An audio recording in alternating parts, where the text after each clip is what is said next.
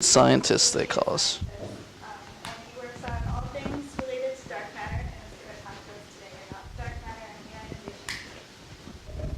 That is, if I can figure out my clip. There we go. All right. So I've, for a long time, been working on direct and indirect detection of dark matter and dark matter from a model building perspective and things like this. I've only recently become interested in the role that dark matter might have played in the relatively early universe. And so I'm starting to give talks on this, hoping to learn as much as I say. So feel free to talk with me afterwards, or even after today by other more modern means, or for that matter, just interrupt me in the middle of the talk to tell me what you know that I'm maybe not including. So let's make this educational. All right, starting at the very basics, of course, there have been two major phase transitions among the baryons in our universe's history. We have this one that's very critical for observational cosmology. 370,000 years after the Big Bang, electrons and protons combined for the first time to make neutral atoms, thus liberating the cosmic microwave background. More recently, and perhaps less known, at least among, say, non-cosmologists, is that sometime between redshift of roughly 6 and 20, this gas became ionized again. This process of reionization is a considerably greater mystery than that of the combining into atoms and liberating the CMB. We have a couple, but not much in the way of empirical handles in reionization, but we do have a couple of things that tell us roughly how this happened or some things about it. There's this Gunn-Peterson trough. So the neutral hydrogen that exists in space absorbs light very efficiently through Lyman alpha, through the Lyman alpha transition. So the fact that we can look at quasars at relatively high redshifts, meaning around 6 or so, and see not everything is wiped out by Lyman alpha absorption, tells us that the vast majority of hydrogen since redshift 6 was ionized. So you can see these sorts of examples from redshift 5.8 and 6.28. Quasars demonstrate this sort of feature. So from these we can determine that since redshift 6 to any degree of accuracy I'm interested in, the universe was entirely ionized. Also, we have the study of the CMB. So CMB photons, between their liberation at 370,000 years and now, Thomson scatter off of free electrons. And WMAP manages to make a measurement of this Thomson optical depth of the universe, and they get a number which is tau of 0.087 plus or minus a smaller amount. And to give you an idea for how much optical depth that is, about half of it, about 0.04 of it, corresponds to full ionization between now and redshift 6. So what you should walk away from that is that more than half of this total scattering that these photons have experienced on average comes from prior to redshift 6.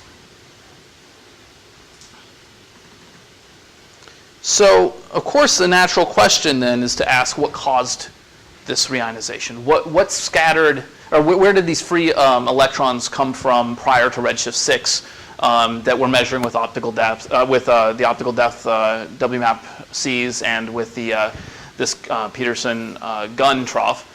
Well, there are two kind of conventional leading candidates. There's the first populations of stars, and they're quasars.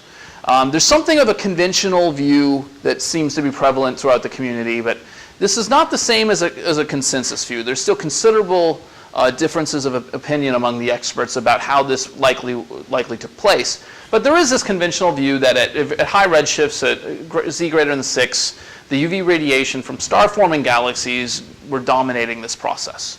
More recently, at say redshift 3 or 4, higher energy emission, non-thermal emission from quasars became more important, and that caused, for the first time, the helium to become doubly ionized. So this is roughly speaking how most people imagine reionization took place. This conventional scenario, though, doesn't automatically lead you to expect that the universe should have been fully reionized by 6. So this is an example of a recent study by Nick Ganedin and collaborators using two different kinds of accretion scenarios. What we're looking at here is a number of ionizing photons per atom, per baryon, as a function of redshift. The bottom solid black line in each frame is just the contribution from stars alone. So we haven't included quasars there. And then there are several lines which each correspond to different quasar scenarios summed with this contribution from stars. The thing you'll notice is that by redshift 6 in each case, none of these models give you one ionizing photon per baryon or more. So this can't possibly ionize the universe entirely by redshift 6 when we know it was fully ionized. Roughly speaking, these sort of error bars are what WMAP would imply with their measurement of tau. Now, if I play with the cosmology a little bit, in particular the sigma A and eta S, and I move these up by about 1 sigma relative to their WMAP best fit parameters, now I get a marginal agreement with the tau measurements, the ionization measurements. But even then, I should warn you that having one ionizing photon created per baryon is probably not enough to do this. That's a very optimistic way to look at this. So the thing I want you to walk away from here is not that reionization simply can't be done by conventional means, but the conventional picture tends to ionize fewer atoms than observations would suggest happened. Excuse me? What are the values?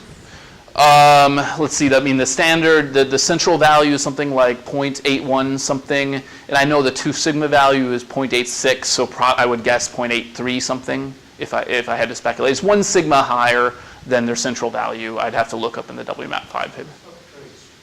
No, it's not crazy. It's 1 sigma. I mean, it's exactly as crazy as 1 sigma is, which is not very crazy. So yeah, you shouldn't be too worried. Spectral index of, yeah, this 0.95 or whatever. Exactly. So let's say you looked at this and said, well, this might not really explain reionization. There might be other things in play, and let's contemplate what those other things that might have contributed could have been. And I would direct you for motivation to this sort of picture. So of course we know that all the stuff that we've talked about, and all the stuff that quasars and stars are involved with, are in a very small fraction of our cosmic pie. And in fact, a much, much greater fraction of our universe's energy are in these other forms. In fact, if you go back in cosmic time, this piece of pie gets continuously smaller, and this is actually becomes the largest contributor. This is cold dark matter. So I'm going to focus on that as a possible source for the ionizing radiation that these measurements imply was present at these high redshifts. So the particular kind of dark matter I'm talking about, it's not from a specific particle physics model, but it's from a class of models that all give you a weak scale thermal particle. And let me explain what I mean by that and why I'm motivated by that, and then I'll continue. So imagine you have some sort of weak scale particle, and by weak scale I mean electroweak. I mean 100 GeV-ish mass. And it has a weak scale interaction, meaning something not wildly different than the kind of cross-sections you get from exchanging a normal Z boson or a Higgs boson or something like this. At very high temperatures, when the temperature of the plasma in the early universe was much hotter than the mass of the WIMP, this particle will be in thermal equilibrium. It will be produced or destroyed only in pairs, but this will happen at a very, very rapid time scale, and they'll happen at the same rate. So you're going to have a fixed co-moving number density up here. Then as the temperature drops below the mass of the WIMP, the number density of these particles becomes Boltzmann suppressed, and if that were the end of the picture, we just simply wouldn't have any noticeable amounts of dark matter left today. But it's not. So at some point, usually at a temperature around 20th of the WIMP mass, Hubble expansion begins to dominate over the annihilation rate, and you reach a point where a given WIMP won't ever encounter another WIMP on average. At which point the number density freezes out and the co-moving number density becomes fixed, and you can simply evolve that by expansion and figure out how much dark matter there is today. The precise temperature at which this freeze-out transition happens depends on the annihilation cross-section of the WIMP, and in turn the density of dark matter today basically scales as 1 over the annihilation cross-section of this particle, to first order. For this sort of weak scale mass that I'm talking about, if you want to get this to freeze out at a level that gives you the appropriate dark matter abundance in the universe today, it turns out we need to fix this cross-section to be about a picobar, or if you prefer in sigma V units, 3 × 10 to the minus 26 cubic centimeters per second. Now forget I've told you that for a second, and notice that if I just take weak scale parameters, so I have alpha squared here and I suppress it by the weak scale, 100 GeV squared, I get about a picobar, or a very, very similar number. And either here we're looking at some sort of numerical coincidence, which we may in fact be, or this is an indication that tells us that dark matter seems to originate from electroweak physics.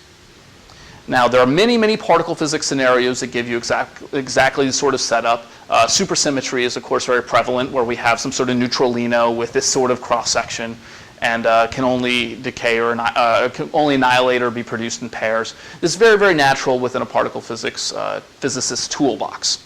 So now that I've motivated that, imagine that some sort of particle like this exists. In the first billion years of our universe's history, simulations tell us that these particles would have begun to form clumps, small, say, Earth mass clumps roughly and slightly larger, and they would have begun to annihilate relatively efficiently at this point. So in those annihilations, you produce, among other things, photons and electrons and upscatter photons, which lead to interactions with the gas, causing it to be heated and ionized. And just as a back of an envelope consideration, recognize that there's so much energy in dark matter here that if 1 part in 10 to the 9 of that energy reservoir were tapped and transferred into the ionization of gas, that would be plenty to totally reionize the gas by redshift 6. So that's the kind of fraction of the dark matter's energy we need to transfer somehow.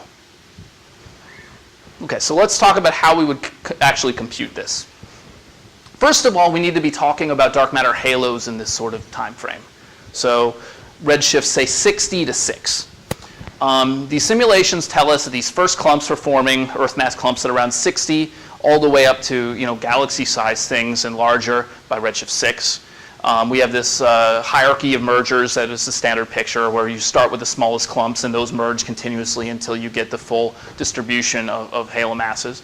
And you can calculate this halo mass function as a function of redshift, or as a function of different cosmological parameters. It's relatively straightforward to do, and it tends to agree pretty well with what we get from in-body simulations. So within those halos, these annihilations are going on.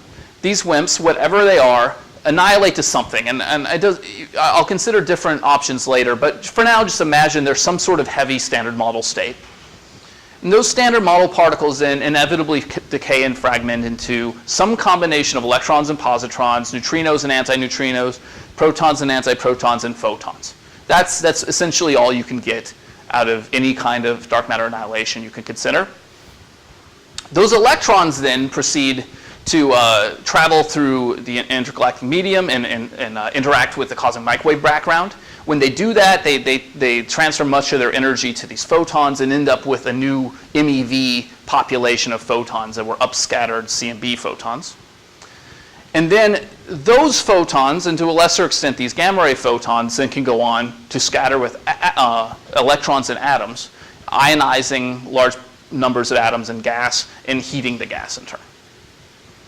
So I want to emphasize how important these inverse Compton photons are. So if you, well, okay, the first thing to notice is that in most dark matter annihilation channels, a roughly similar fraction of that dark matter's energy goes into what we call prompt photons, or photons that are immediately produced in the annihilations, and electrons that are also immediately produced in those annihilations. But they're not equally important for the purposes of interacting with gas. The reason is that those electrons then proceed to inverse Compton with a CMB, giving a much lower energy population of photons. The same total amount of energy, but distributed at much lower energies. And these are for 3 different choices of redshift. I think this is for redshift 0, this would be redshift 0, and this is redshift 60 or something like this. And it depends on when in cosmic history you're doing that. But notice that this interaction cross-section for photons and electrons, the Klein-Nishina cross-section, drops very, very quickly with energy. So these prompt photons, these gamma rays that are immediately produced in the WIMP annihilations, are interacting with cross-sections on the order of, say, 10 to the minus 28 square centimeters. On the other hand, those inverse Compton photons, maybe down at an MEV, are interacting with a cross-section 3 orders of magnitude larger. So you wind up having approximately 1,000 times greater efficiency in transferring the WIMP's mass energy into ionization and heating through these photons than through these. This is one of the main reasons why previous studies of reionization with dark matter annihilations got a very different answer than my own calculation. Sure. You're considering annihilation in L. Yes. And in principle, they begin this tiny L, Jupiter scale. We're integrating over all halos, but yes, the highest redshifts, it's the smallest halos that are most important. Density is apparently higher. Sure. At redshift 60, you had 61 to the third times higher densities. You can answer integral effect Yes. over all redshifts. All redshifts, all halos. All halos. That's right. On the other hand, the annihilation starts, it's going on all the time. After dark matter decoupled, you probably have certain contribution to a spectral shift of CMB at the moment of the So the temperature of the CMB, of course, evolves a redshift too. So that's what leads to this. It's injection of energy at the era of recombination. Take this into account. Say that again. I just couldn't understand. You have the injection of energy for annihilation before and during recombination. So we started at redshift 100. So we. I know, But people have studied the effects in the era of recombination. There's a new paper by Doug Finkbeiner and Tracy Slater and somebody else that puts limits on the WIMP annihilation cross-section by its effect in the era of recombination. And they're reasonably stringent constraints. They're not going to get at anything where I'm going to motivate here. But if the cross-sections are 10 times bigger, WMAP would have seen it already, for example. And it's something that's well within the reach of Planck.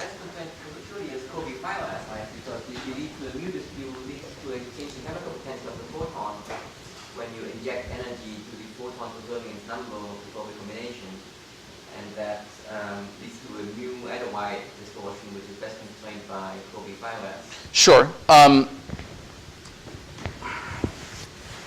So I'm going to direct you at this Finkbeiner paper. I've read the paper, but I haven't done the calculation myself. They ultimately say WMAP is the strongest constraint, but I'm not going to say that I understand that necessarily to be true. But that is ultimately what they come down with. Another question is, you have field particles, the particles which are not in the flux. The density is lower, but volume is bigger. Did you estimate the effect of those particles? We did not enter. Well, you can estimate what it is, and it's very, very small. So the background non-collapsed density distribution of WIMPs, it does not provide a consequential contribution to this. How many particles? How many is the fraction of? Sorry? The fraction of mass, which is not entering. Well, it depends what redshift. So at redshift 60, a very small fraction of the mass are in halos. By redshift 6, a very small fraction is not. So it's Today, what is the number? Today essentially everything's in a halo. It depends how you define the edge of a halo, but for any, what you would be debating whether you're 99% or 99.9, and it's to me an academic question, not a practical one. Okay. So the thing to walk away with here is that these photons are very, very important, and these are very inefficient. Sorry? I will talk about that at the end of the talk, actually. Yeah, exactly. This also leads to a significant feature in Compton's spectra. Okay, so let's start with what a particle physicist would say would be his or her best first guess about what dark matter might look like. So we have a 100 GeV kind of particle, call it a neutralino, but it could be something else too, but something that interacts largely with heavy standard model-like states.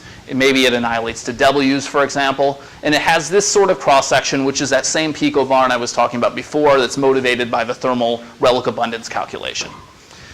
For such a WIMP, these annihilations over the first billion years or so of the universe's history don't do a lot of ionization, at least not relative to the amount we're looking to get.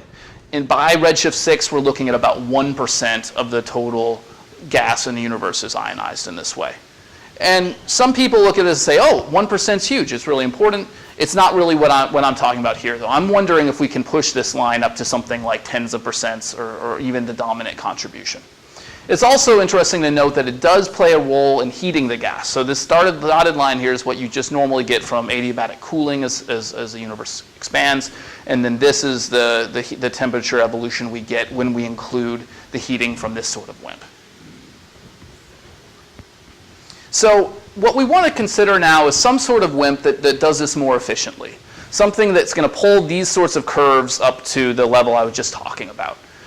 To do this, we could consider a couple of things. The most obvious thing we could do is just consider a WIMP with a sizably larger annihilation cross-section. So you might naively guess, for example, if we move the cross-section up by a factor of 100, you would ionize all of the gas in the universe. And that's, in the right order of magnitude true, although there are some competing effects here that will make that not exactly true. We could also imagine, though, a WIMP that didn't just annihilate to heavy standard model states, but annihilated to things like leptons, which give you a larger fraction of the WIMP's energy in inverse Compton, and therefore boost this sort of number as well. So this would be only marginally interesting, except for the fact that we have remarkable motivation right now from cosmic ray experiments for WIMPs that do exactly these things. Namely, WIMPs that annihilate with a harder annihilation cross-section to electrons, and simply at a higher rate than is predicted by the thermal relic abundance argument. So, of course, this is the best known example of such motivation. This is the measurement of the fraction of positrons to positrons and electrons in the cosmic ray spectrum as measured by Pamela. That's what these red error bars correspond to. Down here, the charge-dependent effects in the solar modulation due to the solar wind make this sort of region of energies dependent on when in the solar cycle you make the measurement. Recently, the Pamela experiment has begun to show their error bars as a function of time, so they bend them in time, and you do see the sort of solar cycle evolution in those measurements. So we can be quite confident that this is understood physics down there. This sort of curve is what you would naively expect from a typical astrophysical model where these positrons originate from as secondary products of cosmic ray propagation. So the idea here is we have a known spectrum of protons among cosmic rays. We have a pretty good idea of what the density of targets are in the ISM, and you can calculate how many positrons and what their spectrum should be as a result of those interactions. And this is the sort of behavior you would expect. Now, of course, this is very, very different from the measurements. In particular, it's not only just too few positrons, but it's a completely different spectrum. And really, there's nothing you can do in terms of the propagation model or other kind of standard astrophysics to explain this data relative to the prediction without introducing some sort of primary source of cosmic ray positrons. So I think this constitutes something close to a discovery of a primary source of positrons in the relatively local part of the halo. Some other measurements that have been very interesting lately are those from the ATIC experiment and more recently from the Fermi Gamma Ray Space Telescope. So to give you a little history, and this is not going back too far, but last year, ATIC measured, and you can see it as these squares, this sort of feature in the electron spectrum among cosmic rays.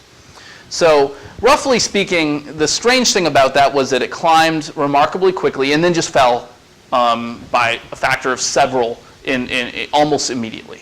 And people had all sorts of crazy models, including myself, to explain this sort of thing. It was very, very exciting.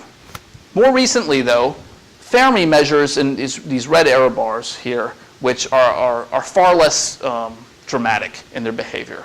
Here we're looking at something that to me looks like very conventional astrophysics. You have a power law-like behavior down here, and then something that turns on and it turns over a little bit.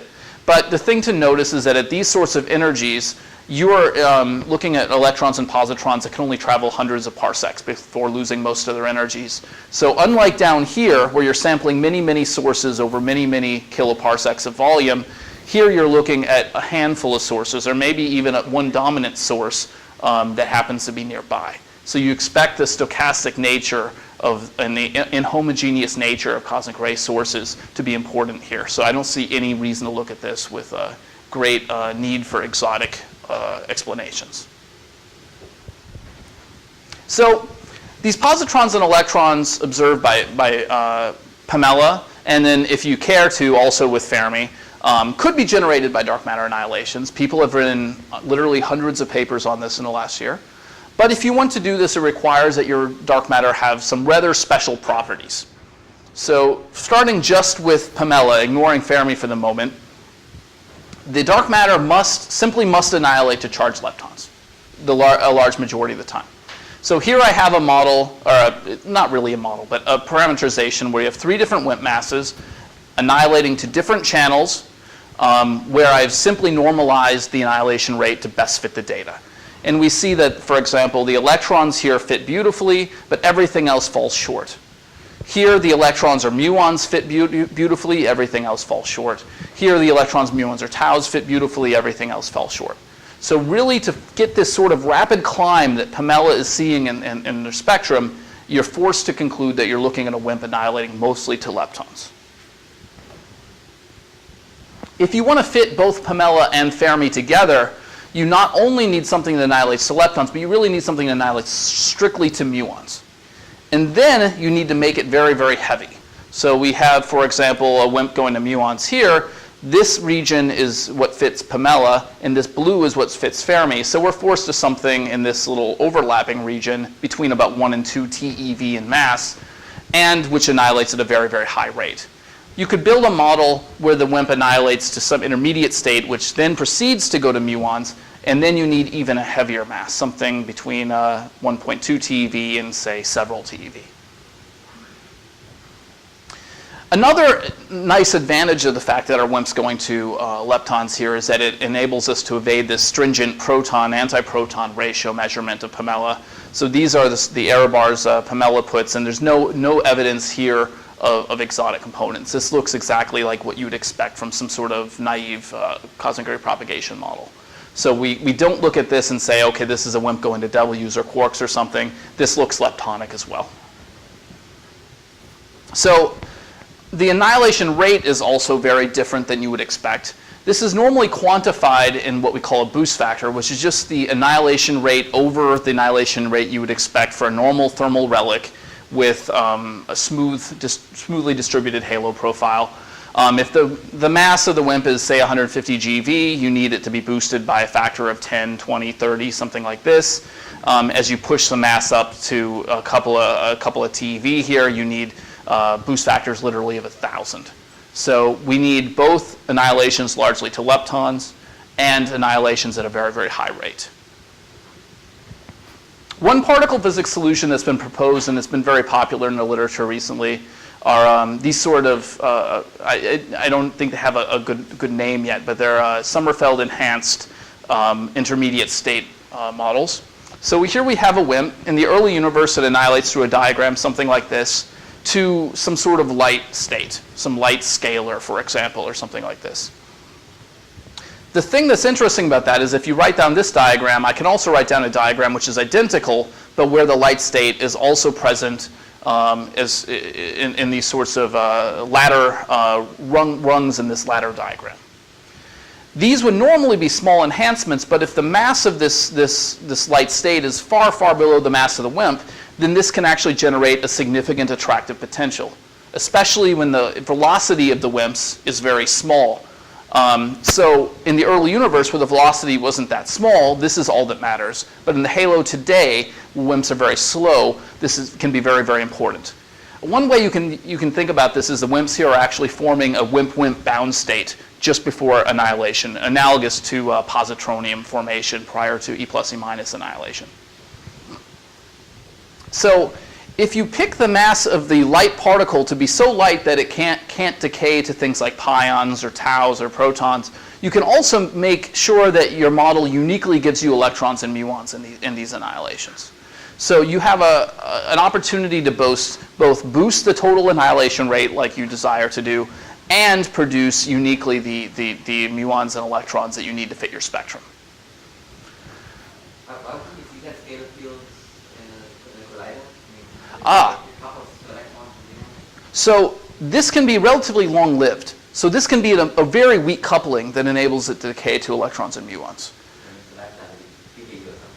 You can make the lifetime be a second, or 10 to the 4 seconds, or 10 to the minus 2 seconds. Any of these things would not lead to an observable signal in a collider. So this is an example of a hidden sector scenario where really the only substantial couplings in the model are between the phi and your WIMP. Everything else is very, very weakly coupled.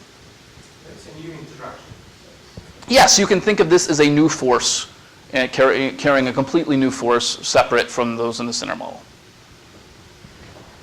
So within the context of supersymmetry, Tim Tate and I have worked out a realization of a model like this. And here it's not actually a new force. Here it's just Higgs bosons. Do you get production of these things in the earlier universe? You probably would have.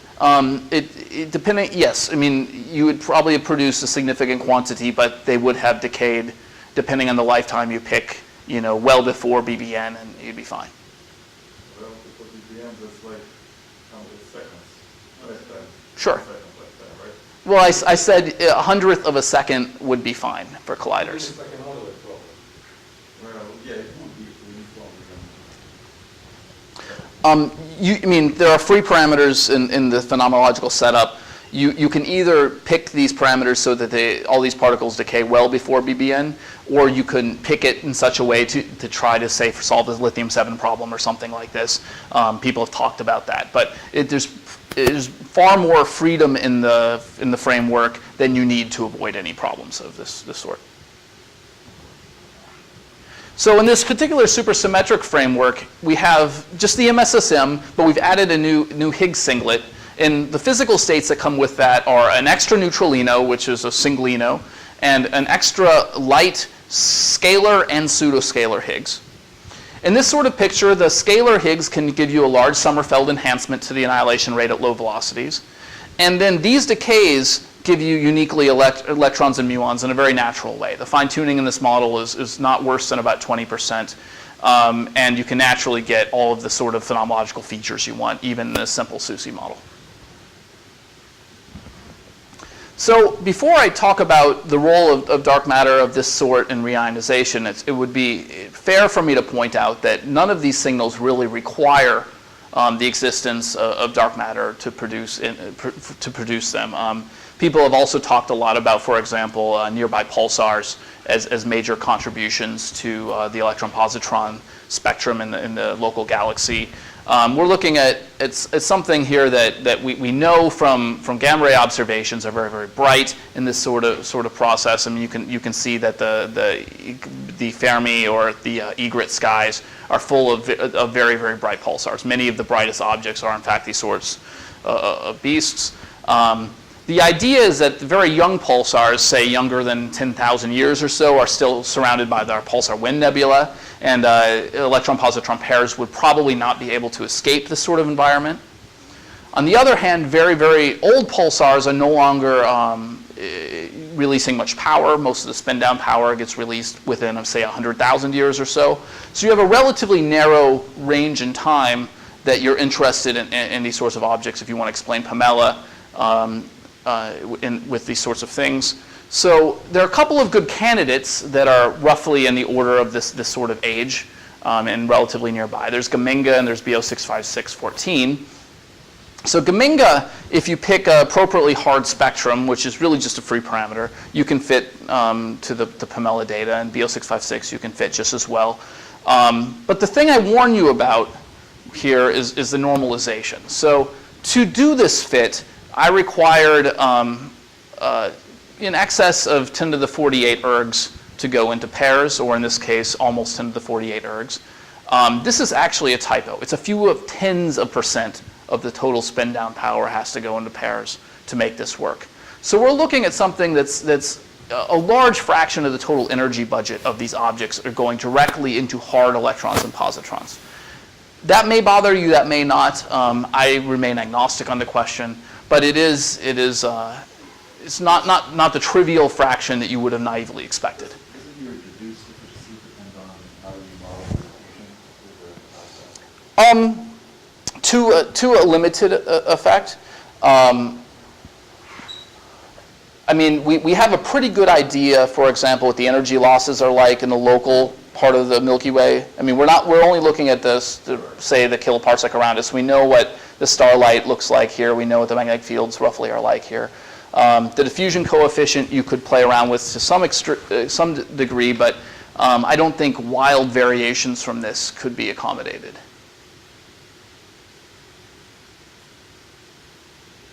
Talk me out of it sometime, though. I'd be very eager to hear exceptions to that. Could there be 10 other unknown candidates that are all summing from previous?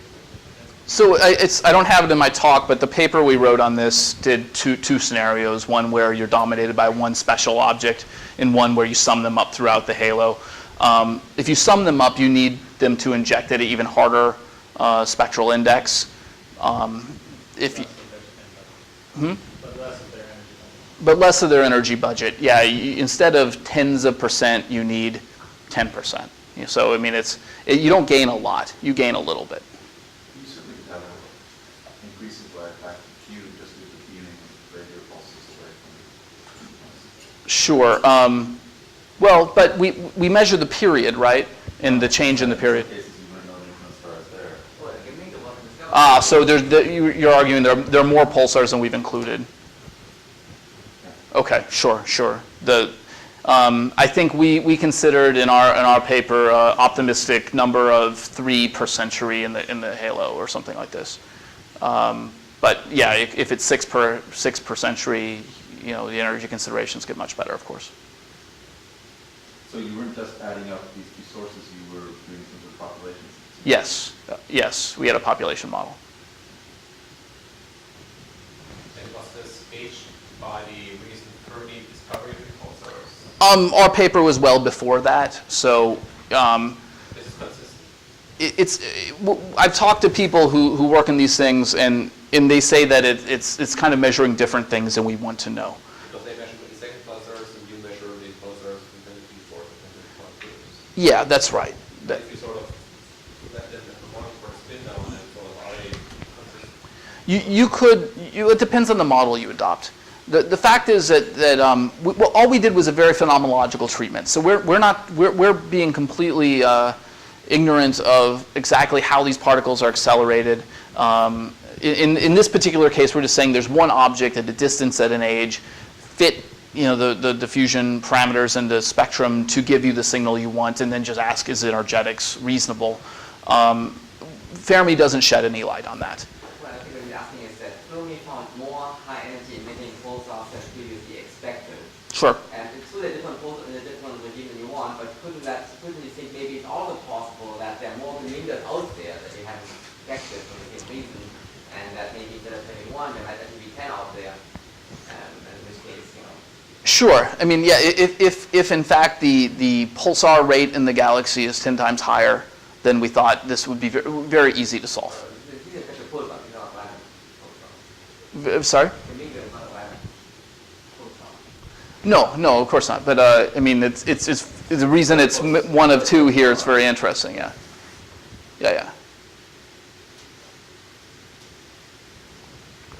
So, in addition to these sorts of primary sources, there's this interesting proposal that Pasquale Blase put forth that maybe ordinary supernova remnant accelerators could be accelerating secondaries in their region. So the idea here is these positrons that are normally predicted in this sort of falling line are produced in the standard sort of cosmic ray interactions in the ISM, but instead, rather than it taking place in the ISM, it's actually in the acceleration region of the supernova. So they get produced and then they get brought up to this sort of climbing positron fraction as they get accelerated in the region. But there are some empirical problems with this. In particular, in addition to the positron fraction rising, this model should also predict that boron to carbon should rise.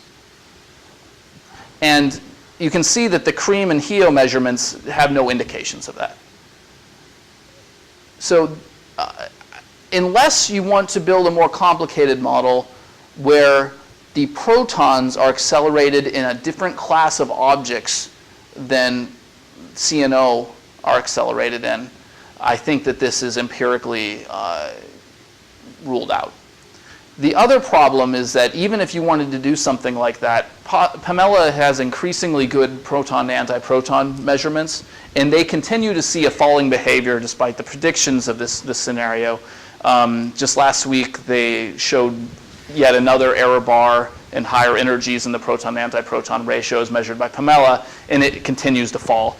And I wouldn't say it's ruled out by these considerations, but the proton to antiproton ratio is getting to be in increasing conflict with this sort of picture. Okay, so now let's imagine that it is in fact a WIMP that's annihilating in the halo that's leading to the signal being seen by Pamela. We ask the question now, what would such a WIMP do in terms of heating and ionizing the gas at high redshifts? So just in case you forgot, remember that a typical WIMP, 100 GeV with this sort of cross-section, will ionize about 1% of the gas by redshift 6. If we just naively boosted the cross-section by a factor of 100, you could imagine this being some sort of non-thermal SUSY particle or something else, for example, we find that we would push this line up by about a factor of, say, 30 or so. Not the full 100, because you also heat the gas in a way that suppresses the recombination rate and things like this. But roughly speaking, that's what you would see. And the other thing to consider is that if you want your WIMP to annihilate the leptons, you also enhance the efficiency. So this is the standard picture where you don't get as much power as you'd like in the inverse Compton spectrum. But here, when you annihilate directly to WIMP, to electrons, you find that about 10 times more of the power goes in inverse Compton, and therefore about 10 times more ionization occurs. So you gain about a factor of 10 on efficiency. If we combine this, I can calculate the contribution to the optical depth of the universe as a function of cross-section for a WIMP annihilating to electrons, as favored by Pamela. And this is the contour that we get in this plane. The two lines represent two different sets of WMAP cosmological parameters. And this band is the contribution to delta tau we would want to produce all of the observed ionization. 100% of the ionization prior to redshift 6 corresponds to this band in tau. So you see that we would want a cross-section that's right in this several times 10 to the minus 25 range. Now, interestingly, what? This is delta tau, so this is not including things since 0.6, so since redshift 6. So, yeah, okay, so the integral, the full ionization between redshift 6 and now gives you about 0.04, and the total measurement is 0.087. So you can subtract those, right? And that gives you this delta tau region. Does this imply that the sum of electrons cross-section is ruled out by this theory because you would have an earlier reionization? Because what? You would have an earlier reionization because... Well, this is 100 GeV mass. So normally you're probably thinking of something heavier. I see. Okay? So that saves you here. Yeah, it would be, this is fine. So, I mean, if you Sommerfeld enhanced it by a factor of 100, it'd be, or 10, I mean, it would be great, but 1,000 would be prohibitive. But you need heavier particles to get spectrum free. Sorry? You need heavier neutralinos to get spectrum Right, free. right, and that's not shown in this plot. So in this mass, yeah, I see. Particles would be fine. It'd be more than fine, yeah. So this happens to be the range that, depending on the diffusion parameters and things you use, you would need to normalize your signal to Pamela, again, for this particular annihilation channel and mass. So they're remarkably similar, right? So the thing to walk away with here is that if some sort of dark matter particle is producing the signal seed seen by Pamela, then you would expect a significant contribution to the ionization history of our universe to have come from that particle. It may have ionized all of it, as you see in this part of the range, or say tens of percents of it, but all the same, you expect a significant role to have been played in this ionization history by this particle. And the angular signature temperature would be then better compared to if sort of astrophysical sources deionization. So that Angular signal in what? Oh, in the ionization? It should be completely isotropic, homogeneous. like for all part of experiments, trying to sort of see the angular calculation spectrum of this. Right. If you saw ionized regions and unionized regions that were not smooth but strongly that way, you would not conclude that dark matter was responsible. I mean, these photons we're producing travel billions of light years on average before scattering. So there should be no inhomogeneity. There should be no inhomogeneities in the reionization. So there are some modest uncertainties that go into this that I'll just kind of scroll through. There are, of course, these cosmological parameters, and I've shown two results throughout the paper, one for the central WMAP values and one for 2 sigma higher values. And even that's pretty modest, maybe a factor of 2 uncertainty there. The role of clumping in the baryonic gas, which in turn affects the recombination rate, is something one might be concerned with. We've assumed a very small amount of clumping in our calculation. It was something we neglect. That could, if it were more significant, would reduce the total ionization fraction. And also, we've used NFW like halo profile with the Bullock et al. Concentration description here. This is a pretty canonical choice, but it's not empirically tested. So variations in this could change our results as well. So there are a number of things that this leaves open as questions that still need to be explored, and I'm working on, and I imagine others are too. One is a question of at what time in history would helium have become doubly ionized in this sort of picture. Because we're injecting higher energy particles, one might think that helium would become ionized, doubly ionized more quickly in this sort of picture. You might also imagine that the helium-1, helium-2, helium-3, and the corresponding hydrogen fractions would have distinctive time evolution compared to the standard picture. So that's something to think about. The gas heating has a lot of interesting questions in it. There are observational constraints with how hot the gas get at redshifts of 2, 3, and 4. It's not clear yet whether this scenario or a scenario like it is consistent with those observations, or what kind of limits could be put on it from that. And also, you can look at the WMAP optical depth measurement and look at what it says about when the ionizations happen, not just a total integral. You can look at the higher modes and compare these sorts of constraints to the various scenarios, whether they're from stars, quasars, or dark matter. There are a lot of experiments on the horizon that will tell us a lot about this. Planck, of course, is the biggest candidate. Not only will it give us a far better measurement of tau, but it will tell us the evolution or the contribution redshift to tau, and that should be able to discriminate between these different scenarios. The Fermi Gamma Ray Space Telescope will be able to study the extragalactic diffuse gamma ray background, which was asked about shortly ago. If dark matter annihilations did reionize the universe, then there should be a considerable gamma ray background that an experiment like this could see. So my student and I recently wrote a paper about this. The idea here is that Egret and Compton measure this sort of background. And if you took a WIMP going to something like W bosons and gave it the standard thermal cross-section, you expect it to produce a background which is like 0.1% of this observed background. So a very, very small part of it. Of course, as Fermi measures the same sort of energy range, it shouldn't just be able to measure this better, but it should be able to resolve many of those sources and thereby lowering this background considerably. I expect by maybe a factor of several. But even then, you don't expect to detect these sorts of contributions. They're just too small. In the case that we're annihilating to electrons, however, even with the normal thermal cross-section, you get this very, very bright peak corresponding from inverse Compton scattering with the CMB. So you now have an entirely new signal to look for in addition to these prompt photons up here. This is something that now, if I boost to a Pamela kind of level, I move this up by, say, a factor of 10, which is the boost factor needed. Now, if I can begin to resolve these sources, I can begin to either identify a peak like this or at a minimum say we're sure a peak's not there and put constraints on this sort of scenario. So Fermi and other sort of diffuse gamma ray measurements will be able to test these models in the relatively near future. So does this include the substructure in the Milky Way halo?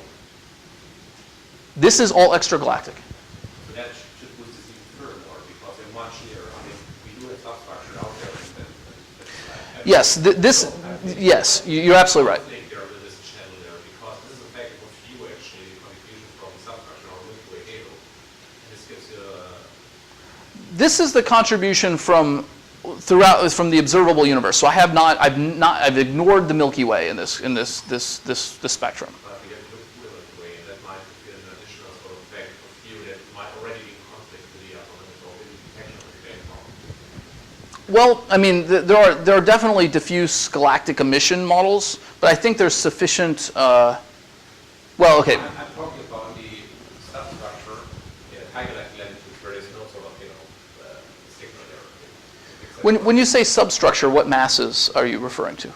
All masses they are in the Milky Way. Okay, so I mean that leads to a kind of a modest boost factor, right? So it's not the substructures that get you; it's the total diffuse emission from the smooth component, right? Well, substructure don't have this. Okay. If you go down to thinner particles, which you probably do for the extragalactic part. Okay. So, I mean, at some level, this is a matter of what they mean by isotropic extragalactic emission, right? How much of a galactic contribution or contamination is in this measurement? That's a valid question. Certainly, factors of thousands of boost factors definitely provide a diffuse galactic component that Fermi should be able to measure. Boost factors of 10 probably also provide such a signal. It's just going to be a matter of whether you can actually extract this from the various other baryonic backgrounds. One thing that's worth appreciating here too is that this sort of peak is produced from scattering with a CMB over all redshifts. So some of this is contributing from when the redshift was 10 and therefore was scattering more efficiently and things like this. In the galaxy today, we don't have anything like that. So the galactic signal will look different than the spectrum shown here. Not just weaker or stronger, but spectrally different. There's also the possibility of doing 21 centimeter studies of the reionization history. So the 21 centimeter emission from neutral gas at the redshifts I'm talking about here correspond to radio sort of frequencies. So I'm looking forward to big radio observatories like the LOFAR shown in the foreground here being able to tell us something about this transition. And of course, more data from Pamela will enable us to better understand what kind of WIMP we're talking about and therefore better understand what role it might have played in reionization. Particular, if these error bars begin to drop off or not just climb in this rather straight line, you could begin to infer what the mass of the particle you're looking at is. And that would be a very big first step to being able to make more concrete statements about its role in reionization. So I'll summarize. We know from a collection of observations that between roughly 200 million and 1 billion years after the Big Bang, the gas in our universe was almost entirely reionized. We don't know exactly how this happened, but we imagine that quasars and early stars may have played important roles, and I proposed here that maybe dark matter annihilations could have as well. If you take a typical WIMP with a thermal cross-section and a weak scale mass going to heavy particles, you only get about 1% of the total gas being ionized, a relatively small fraction. WIMPs that annihilate primarily to electrons, however, are about 10 times more efficient at reionizing gas than their SUSY-like contemporaries. And also, Pamela seems to imply that we need higher annihilation rates if you want to generate these sorts of signals by factors of 10 or more. So combining these things leads us to the conclusion that dark matter can naturally, dark matter that can provide the Pamela signal can naturally also provide the dominant source of ionizing radiation in our universe's history. There are many different empirical roads that will help us better understand this. Planck I'm very enthusiastic about. It will be able to measure the Thomson optical depth of our universe in far greater detail. perhaps including some detailed redshift information. Fermi will be able to tell us a lot more about the extragalactic diffuse emission among gamma rays, and knowing that would be able to put stringent constraints, especially on WIMPs annihilating to electrons. Radio observations like LOFAR enable us to possibly trace the reionization history of our universe, 21 centimeter mapping.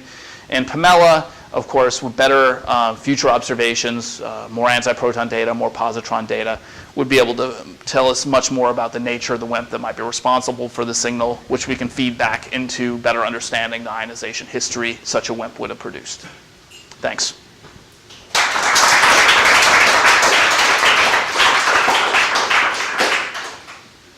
Yes, more questions? Because I have to mention here that the telescope in India, which is equivalent to LOFAR, Ah, what's it called? GMRT.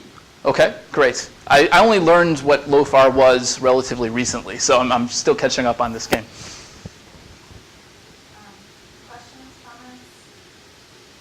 Well, I just wanted to understand better this issue of what the mean cosmic gamma ray flux is compared to the local gamma ray flux to the annihilations of the halo. I mean, the boost factor scales out. If Sure. the boost factor is in kind of redshift of the last decade or so in redshift. Right, that's right. So there are big geometrical factors here, but it turns out by coincidence that in fact the two fluxes are comparable. Well, it depends where in the sky you're pointing.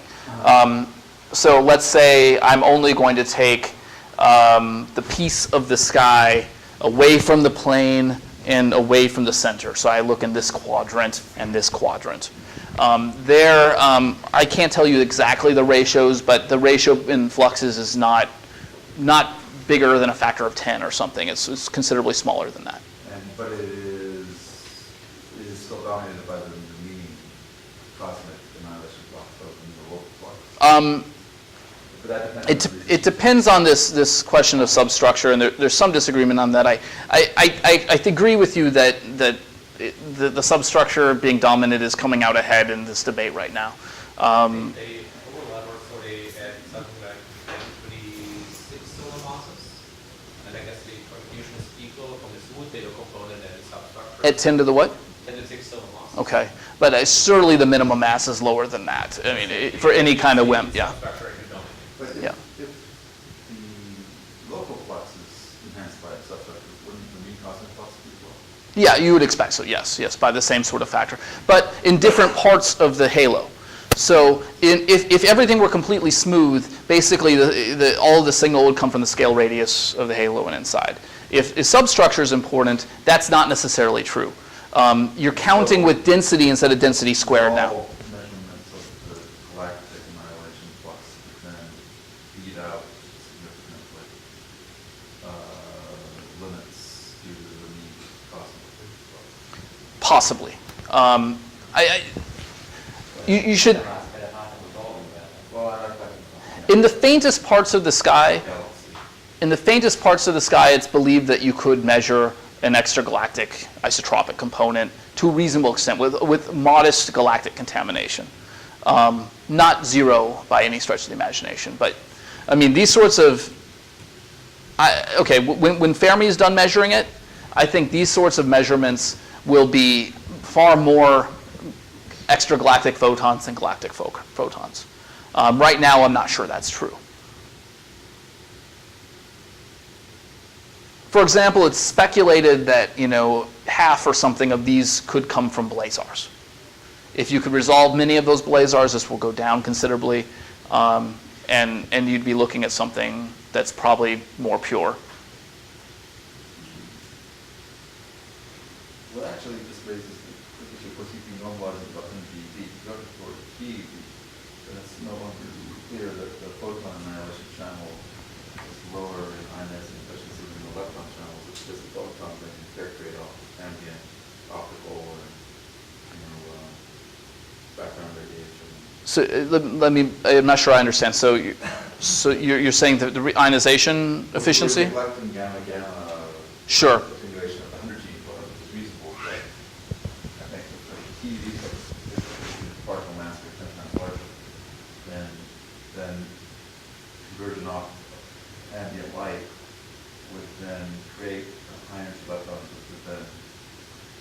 do ionization with similar efficiency to the electron annihilation channel? So I don't disagree. Well, here's why I don't think it's going to work. I agree with all the physics you described. Because the degradation is delocalized, and so it's not happening in the dense regions.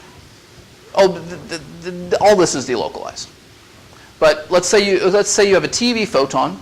It pair produces and produces TeV-ish electrons. Those electrons deposit most of their energy in GeV inverse Compton photons, which never scatter again. At a GeV, that cross section's down by a factor of 1,000 to where you need it to be. So you don't actually get what you need to get for ionization here. So you need these electrons that you start with to be considerably lower energy.